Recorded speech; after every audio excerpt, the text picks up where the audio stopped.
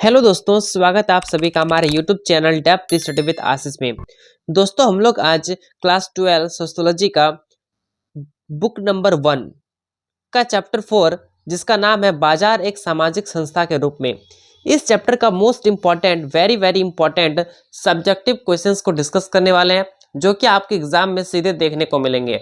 तो दोस्तों, इस चैप्टर से संबंधित जितने भी मोस्ट इंपॉर्टेंट क्वेश्चन बनेंगे वो सारे मैं आपको आज बताने वाला हूँ। चैनल पर नए हैं तो चैनल को सब्सक्राइब कर लें। यदि आपके फ्रेंड भी सोशियोलॉजी का सब्जेक्ट रखते हैं तो उन्हें भी सेंड कर दें ताकि उनको भी जो है इस तरह का क्वेश्चन मिल सके और उसके साथ साथ ये भी पता चल सके कि क्वेश्चन का आंसर को लिखना कैसे है। चलिए पहला क्वेश्चन को देखते हैं। सबसे पहला प्रश्न पूछा गया है कि बाजार को सामाजिक संस्था के रूप में कैसे समझा जा सकता है। तो यहाँ पे सबसे पहले आपको यहाँ पे परिचय देना है। यहाँ पे मैंने भूमिका लिखा हुआ है जिसमें बताया गया है कि बाजार केवल वस्तुओं और सेवाओं का लेन देन करने का स्थल नहीं बल्कि यह समाज की आर्थिक और सामाजिक संरचना का हिस्सा है। ठीक है, इस तरीके से आपको जो यहाँ पे भूमिका को लिखना है। उसके बाद क्वेश्चन में पूछा क्या गया है उसको यहाँ पे आपको डिटेल में लिखना है, जिसमें मैंने यहाँ पे लिख दिया है मुख्य बिंदु ताकि आपको समझने में आसानी हो। सबसे पहला पॉइंट है सामाजिक संबंध, जिसमें लिखा है जो खरीदने वाला होता है और जो बेचने वाला होता है उसके बीच में एक विश्वास हो और कुछ नियमों हो जिस नियम के तहत इन लोग जो है एक दूसरे के साथ संबंध अच्छे से बना रखे। नेक्स्ट है आर्थिक नियंत्रण, जिसमें उत्पादन, वितरण और मूल्य निर्धारण किया जा सके। ठीक है। नेक्स्ट है सांस्कृतिक प्रभाव, जिसमें स्थानीय रीति रिवाज और प्रथाओं के अनुसार व्यापार किया जा सके। और नेक्स्ट है सामाजिक मूल्य, जिसमें ईमानदारी हो, अनुशासन हो और पारस्परिक सहयोग बना रहे। ठीक है, तो ये है आपका क्वेश्चन नंबर 1। यहाँ पे दोस्तों आपको निष्कर्ष भी लिखना है। निष्कर्ष पे मैंने लिखा हुआ है कि एक प्रकार बाजार केवल आर्थिक संगठन नहीं बल्कि सामाजिक संस्था भी है जो समाज में स्थिरता और सहयोग बनाए रखती है। ठीक है, इस तरीके से आप लिखेंगे, आपको प्रॉपर मार्क्स दिया जाएगा। ठीक है, आप इसको और भी लॉन्ग तरीके से लिख सकते हैं। क्वेश्चन नंबर 2 है भारतीय समाज में बाजार की विशेषताएं बताइए। तो सबसे पहला यहाँ पे आप देख सकते हैं भूमिका लिखा हुआ है। ठीक है, तो आपको हर एक क्वेश्चन जो कि आपका 5 नंबर का क्वेश्चन बनता है उस सारे में आपको जो है परिचय डालना है, भूमिका देना है, ताकि आप जो है इसके बारे में अच्छे से लिखेंगे तो इस तरीके से लिखने पर आपको जो है प्रॉपर मार्क्स दिया जाएगा। ठीक है, तो यहाँ पे आपको लिखना है भूमिका में भारतीय बाजार अपने इतिहास और सांस्कृतिक प्रभाव के कारण विशिष्ट है। इसमें आप और भी सारे पॉइंट्स जुड़ सकते हैं ताकि कम से कम ये जो भूमिका हो वो 4 से 5 लाइन का बन सके। उसके बाद आप मुख्य बिंदु में आएंगे जो कि आपका एग्जाम क्वेश्चन का मेन पॉइंट्स होगा, जिसमें सबसे पहला है स्थानीयकरण, जिसमें प्रत्येक क्षेत्र का अपना बाजार और उत्पाद हो। सांस्कृतिक विविधता, जिसमें त्योहार और परंपराओं के अनुसार व्यापार हो। सामाजिक नियंत्रण, जिसमें ग्राहकों और विक्रेताओं के बीच भरोसा बना रहे। और नेक्स्ट है वित्तीय सामाजिक भूमिका, जिसमें रोजगार और सामाजिक गतिशीलता में योगदान हो। अगर आप निष्कर्ष की बात करें तो भारतीय बाजार सामाजिक और आर्थिक दोनों दृष्टि से महत्वपूर्ण संस्था है। तो बाजार जो है दोस्तों वो बहुत ही ज्यादा महत्वपूर्ण है। ठीक है, मोस्ट इंपॉर्टेंट चीज है, आप बाजार समझ लिए तो ये चैप्टर से संबंधित हर एक क्वेश्चन को समझ लेंगे। आगे बढ़ते हैं, बाजार और समाज में के बीच संबंध स्पष्ट करें। तो बाजार में जो विक्रेता होते हैं, जो दुकानदार होते हैं, उसके द्वारा जो स्वभाव, उसके द्वारा जो ग्राहकों से बातचीत करने का तरीका होता है, वो कैसे जो है वस्तुओं को प्रदान करते हैं, ये दोनों जो संबंध होंगे वो बाजार और समाज का संबंध कहलाएगा। चलिए देखते हैं। सबसे पहला है सामाजिक संगठन, जिसमें आपको लिखना है व्यावसायिक गतिविधियां सामाजिक संरचना को प्रभावित करती है। सांस्कृतिक प्रभाव, जिसमें रीति रिवाज और परंपराएं व्यापार को दिशा देती है। सामाजिक मूल्यों पर संरक्षण, जिसमें ईमानदारी, भरोसा और सहयोग होती है। आर्थिक और सामाजिक गतिशीलता, जिसमें रोजगार और वर्ग परिवर्तन के अवसर मिलते हैं। ठीक है, तो ये सारे पॉइंट्स इसमें हो जाएंगे। क्वेश्चन नंबर 4 है कि बाजार की सामाजिक भूमिका क्या है। तो बाजार की जो सामाजिक भूमिका है उसमें आपको भूमिका में लिखना है कि बाजार केवल व्यापार का स्थल नहीं ये सिर्फ इसमें सिर्फ व्यापार नहीं होते जिसमें इसमें बल्कि समाज में कई प्रकार की भूमिका निभाता है। अगर बात करें तो वो है रोजगार, सबसे पहला point, most important point.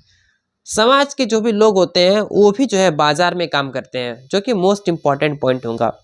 Next है सामाजिक संपर्क, अर्थात जो समाज हो गए वो जो है विभिन्न वर्गों और समुदायों के बीच जो है एक संवाद अर्थात संबंध संपर्क रखेंगे।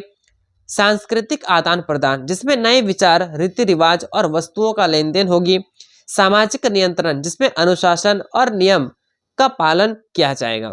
ठीक है, आगे बढ़ते हैं। क्वेश्चन नंबर 5, भारतीय समाज में पारंपरिक बाजार की विशेषताएं बताइए। तो विशेषताओं में सबसे पहला पॉइंट आप देखेंगे तो यहाँ पे लिखा हुआ है स्थानीय उत्पाद। दूसरा है सांस्कृतिक आयोजन। नेक्स्ट है सामाजिक नेटवर्क। नेक्स्ट है स्थानीय मूल्य और रिवाज, जिसमें दोस्तों आपको जो है इसके बारे में थोड़ा सा वर्णन करना है, डिस्क्राइब करना है हर एक पॉइंट को। ठीक है, चलिए आगे बढ़ते हैं। क्वेश्चन नंबर 6, आधुनिक बाजार की विशेषताएं क्या है। तो आधुनिक बाजार की जो सबसे महत्वपूर्ण विशेषता है वो है सूचना और तकनीकी, जिसमें ऑनलाइन लेन देन होती है, अर्थात डिजिटल व्यापार किया जाता है। नेक्स्ट है वैश्वीकरण, जिसके कारण हर एक वस्तु या फिर बाजार का जो फेमस होने का एक तरीका है वो एक रीजन है, वो है वैश्वीकरण। नेक्स्ट है व्यावसायिक प्रतिस्पर्धा, जिसमें मूल्य, गुणवत्ता और ब्रांड, ये सारी चीजें के कारण जो है प्रतिस्पर्धा और भी दिन प्रतिदिन बढ़ती जा रही है। सामाजिक परिवर्तन, जिसमें रोजगार, जीवन शैली और संस्कृति पर प्रभाव पड़ती है। ठीक है, चलिए क्वेश्चन नंबर 7 देखते हैं। बाजार में विश्वास और सामाजिक नियम का महत्व बताइए। तो विश्वास कैसे जगती है और सामाजिक नियम क्या है, यहाँ पे आप देखते हैं। सबसे पहला है भरोसा। जो विश्वास, जो खरीदने वाला होता है और जो बेचने वाला होता है उसके बीच में एक अच्छा विश्वास होती है, अर्थात खरीदने वाला ये विश्वास करता है कि जो वस्तु मैं खरीद रहा हूँ उसकी क्वालिटी बहुत अच्छी होगी, और जो दुकानदार होता है वो उसी कीमत पर बेचना पसंद करेगा जिस पे उसका थोड़ा सा भी ज़्यादा या फिर थोड़ा सा भी प्रॉफिट हो।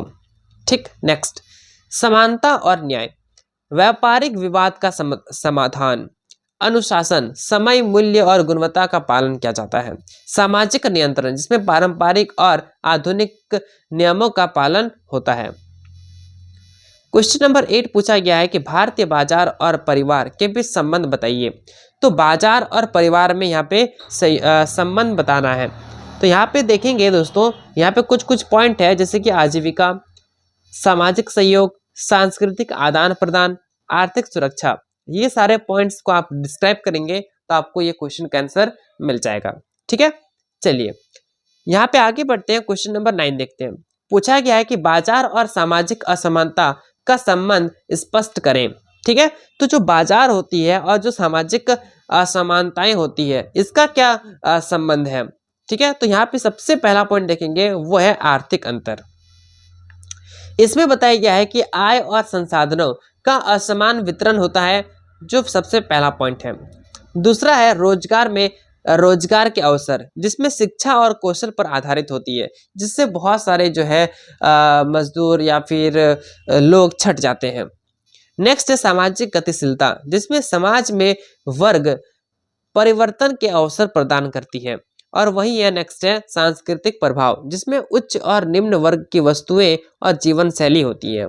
ठीक है दोस्तों, आगे बढ़ते हैं और क्वेश्चन नंबर 10 देखते हैं। पूछा गया है कि बाजार में महिलाओं की भागीदारी का प्रभाव बताइए। तो जो महिलाएं होती है जो किस प्रकार से बाजार में भागीदारी होती है, इसका सबसे पहला पॉइंट है वो है आर्थिक स्वतंत्रता, जिसमें उनको रोजगार मिलती है और आय मिलती है। नेक्स्ट है सामाजिक स्थिति, जिसमें परिवार और समाज में निर्णय लेने में भागीदारी होती है। नेक्स्ट है व्यावसायिक अवसर, जिसमें छोटे और बड़े व्यवसाय में सक्रिय योगदान दिया जाता है।